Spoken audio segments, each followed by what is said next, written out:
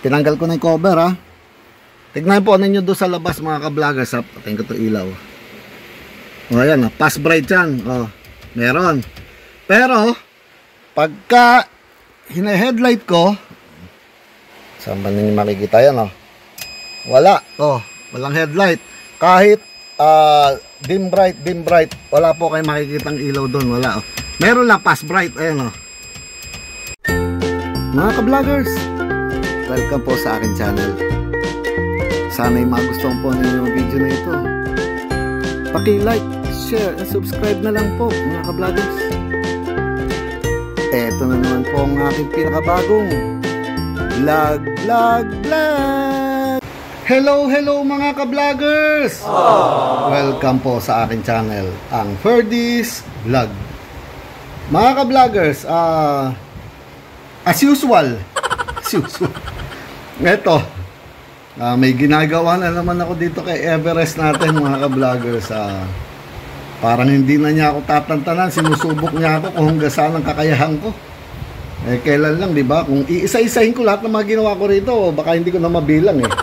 Mula nung simula, di ba, ginawa ko yung starter, ginawa ko yung ignition switch, yung aircon, binlag ko rin po yun. Napanood nyo siguro, may mga tubo-tubo, ay may mga ano yung tubo, parang mga Teflon tape, di ba? Parang pagtubero. Yung isang beses, ginawa ko naman dito yung hose dito sa may turbo. Carbon na siya, hindi na siya hose, tumutulo, ang langis. Okay na rin po yun, nagawa ko na yun. Nung minsan naman, yung crankcase cover, pinalitan ko po lahat yun. Inalis ko yung kanyang parang cork. So okay na rin yun, wala na akong problema ron. So nagawa ko na rin yung tungkol dito sa pinagtatalunan ng lahat, yung kanyang fan blade. Yun pala, mabanggit ko lang mga ka-vloggers. Marami kasi mga concern na mga ka-vloggers natin dyan nagko-comment. Salamat po sa inyo lahat sa concern ninyo. May mga nagsasabi baka daw hindi marireach ng makina yung init, lalakas siya sa diesel. Yung iba nahihirapan daw yung makina dahil mabigat yung fan. Salamat po sa concern ninyo lahat. Pero mga ka-vloggers, ito sabihin ko sa inyo dito sa video na to, ang nangyari sa kanya ngayon, sobrang ganda na po dahil lumamig nga. Hindi naman talaga totally yun kasi umaga po yun yung binlag ko eh, diba, malamig. So pagka medyo binabad mo siya rito, halimbawa nasa garahe, umaabot din siya ng mga 1/4 halos, ganun, halos sa 1/4 mahigit, ganun. So tama lang po sa akin yun mga ka-vloggers. At bababa siya pagka tumakbo na ng konti uli. Siguro less than sa 1/4, pero hindi siya kamukha nung binlag ko na talagang ayaw tumaas mga ka-vloggers. Umaga pa po kasi yung umaga, di ba nga, kagigising ko lang nun. So ngayon, dahil nabawasan yung load, yung init ng compressor, siyempre mataas ang pressure pag mainit siya. Mainit siyempre yung condenser, mainit din ang radiator, mabigat hatakin ng makina yun mga ka-vloggers. So pagka umandar siya, mataas ang pressure nun, nahihirapan din yung makina. Tapos liban pa sa mainit yung nakukuha ng radiator, dagdag na init pa rin sa kanya. Kaya naputukan nga po ako ng radiator, di ba? Nakita nyo ang haba, halos mga 8 inches yata yung binuka nun. So okay na rin po ako doon mga ka-vloggers. Pero salamat ng marami po sa mga concern ninyo, sa mga nagme-message, sa nanood ng vlog na yun. Salamat po ng maraming sa inyo. Isang kaalaman po rin sa inyo yun. Sa ngayon, yun pa rin, hindi ko babaguhin yun. At natuwa nga ako sa result niya. Yung air ko sumobra, doble ang lamig. Kung dati malamig na, ngayon talagang super lamig dahil malamig yung condenser. At yung makina, normal lang po ang niya, mas tumipid nga sa diesel dahil gumaang ang hinahatak, no? So ngayon, may problema na naman akong ginagawa mga ka-vloggers. Araw lang ang pagitan eh. Nung isang araw, kagabi, bigla wala na akong headlight na naman. Tapos dumating yung ganun-ganunin yung headlight switch, gagana. Tapos pag pinarada nyo, pagbukas nyo na naman, wala na naman. Yun yung binlag ko nga po yung dito sa sa Goto Gate mga ka-vloggers ng gabi yun. So ngayon, eto na siya, papakita ko lang sa inyo bago ko kinalas ko na po yung cover dito sa may manibela dahil tin-troubleshoot ko. So eto mga ka-vloggers natin, tingnan nyo So ito,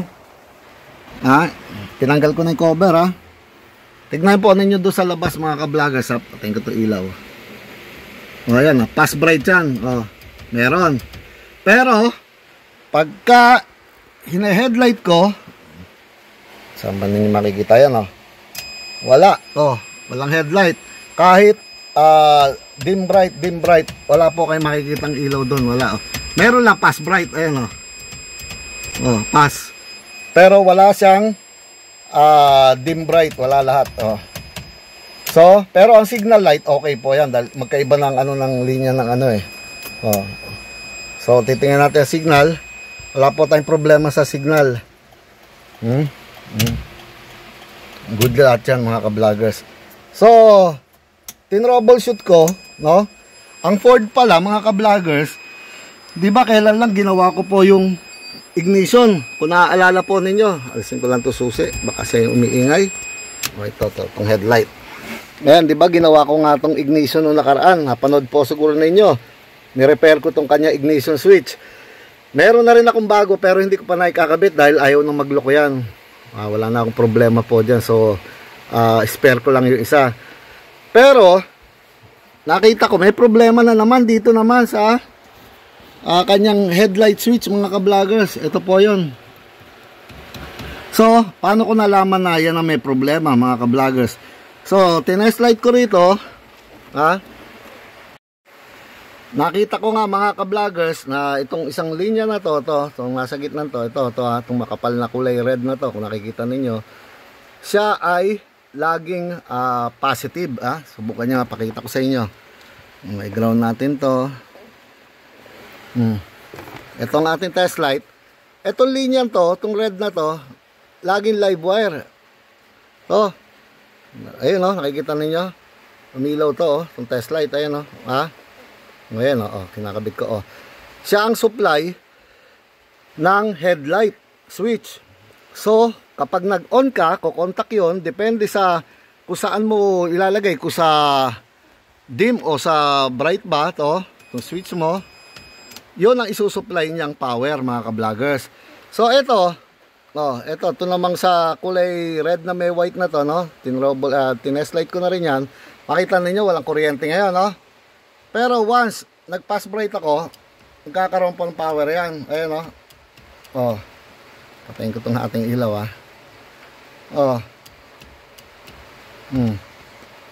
Pass bright.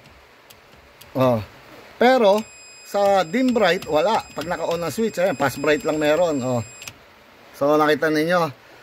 Tapos, ito namang isang linya rito, itong dim, tinest light ko rin po, wala rin kuryente, kahit saan yung yan. Tapos, sinubukan kong lagyan ng positive ang linya naman na to, nagdidim nga po sa mga ka-vloggers.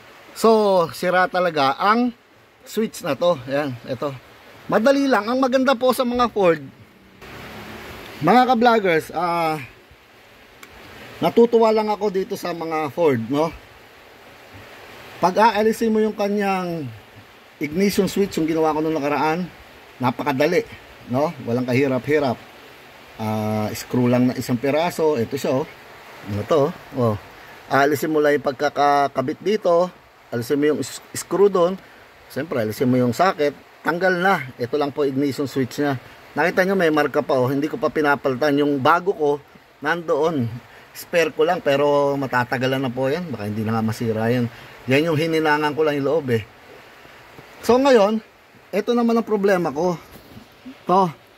Bubuksan ko na naman ngayon tong ating signal switch o headlight switch. Andyan din kasi yung turn kaya signal, andyan na po lahat, So madali lang din, alisin nyo lang screw dito at may isang screw din sa taas So kalasin ko muna mga ka-vloggers para makita rin ninyo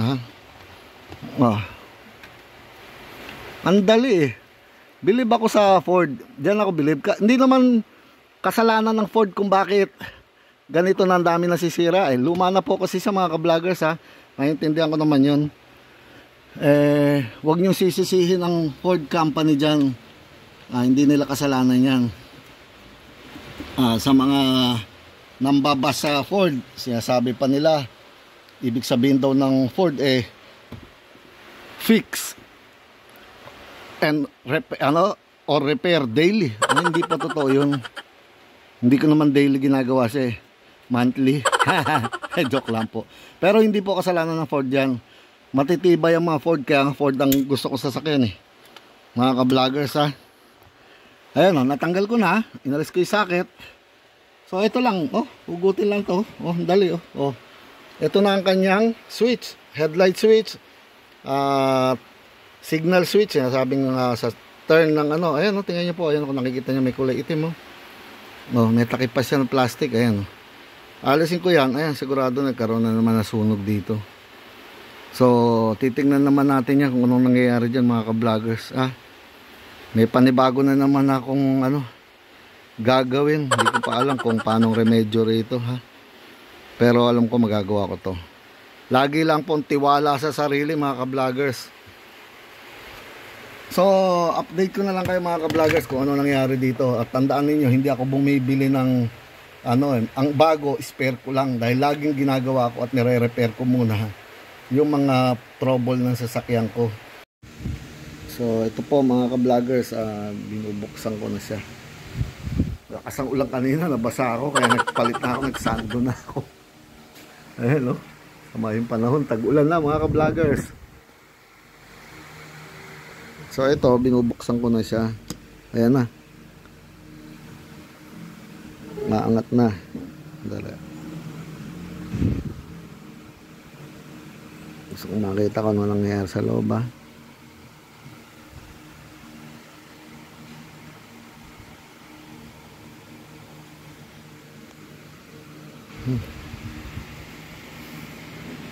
Ito yung bandang nasunog yan yung likod siguradong dyan ang headlight.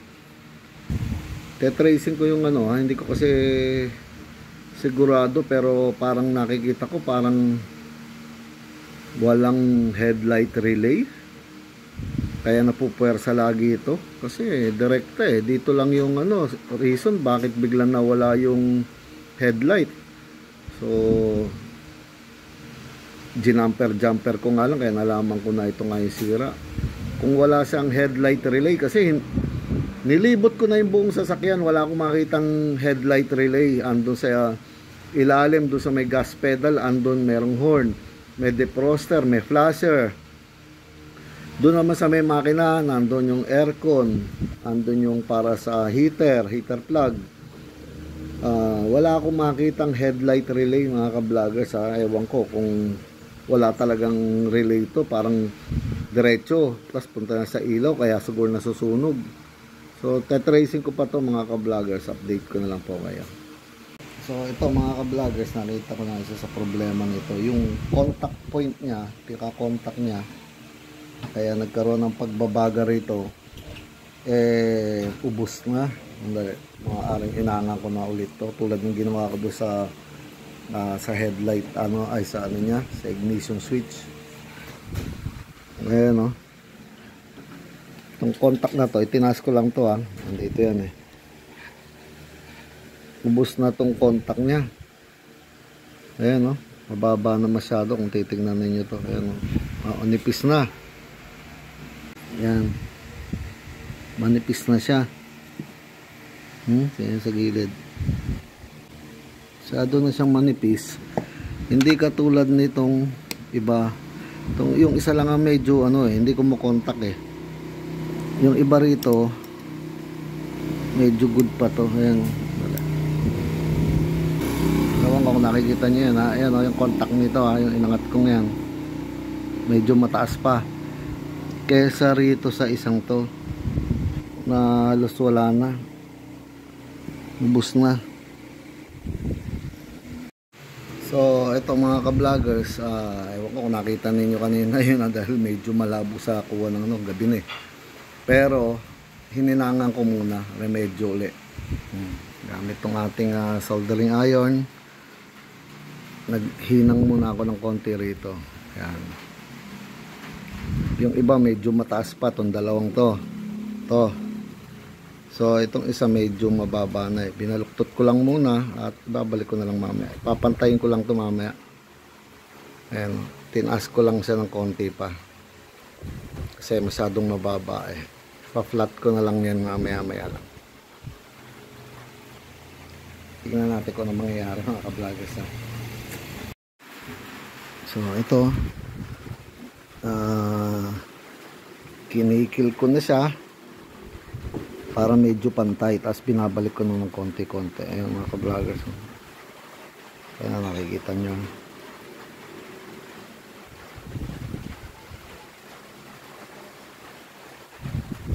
So ito, subukan natin mga ka-vloggers kung anong kalalabasan.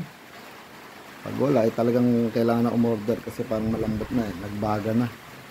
Subukan natin ha. Ayan, nabuo na naman siya.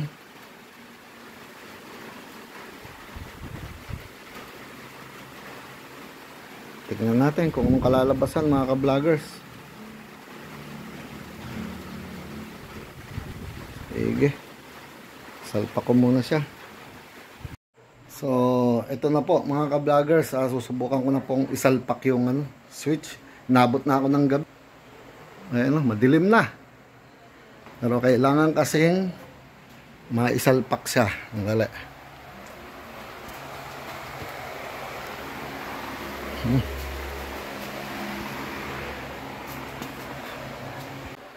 So, ito mga ka-vloggers, sinalpak ko na to, no? Tapos yung wire na lang po. Ito. Walang maisalpak na to. Ayun. So susubukan ko na mga ka-vloggers, sandali lang po. So ito mga ka-vloggers, start ko muna yung sasakyan ha. Ang dilim, may gabi na eh. Ayan o, sandali. Ayun. Patayin ko yung ilaw para maganda. Ayun. Aircon na.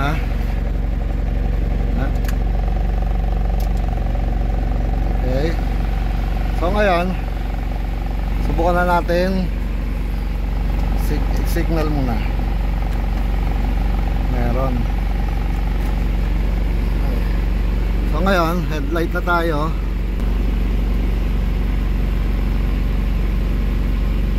Right.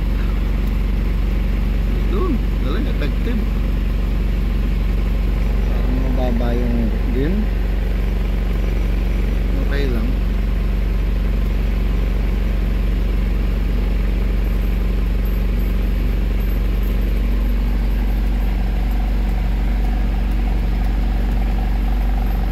Okay, pwede na yan. Pero mga ka-vloggers, maganda rin sa ganyan eh, umorder na rin ng ng bago kasi hindi natin alam kung hanggang kailan tatagal yan dahil nagbaga na yung mga parang pansamantagal, hindi, pansamantala lang yan. Basta umorder na rin naman ako ng isa eh, kumbaga may nakita ako sa Shopee yata yun, 866. Tignan nyo po, ayan o. Ayan o. So in-order ko na rin. Tingnan natin mga ka-vloggers pag dumating. So sa ngayon, yun na po muna mga ka-vloggers. Sana'y napagtsagaan nyo itong aking simpleng vlog na to. Ano pa po ba sasabihin ko mga ka-vloggers? Eto na naman po ang pinakabagong edition ng aking vlog. Paalam mga ka-vloggers.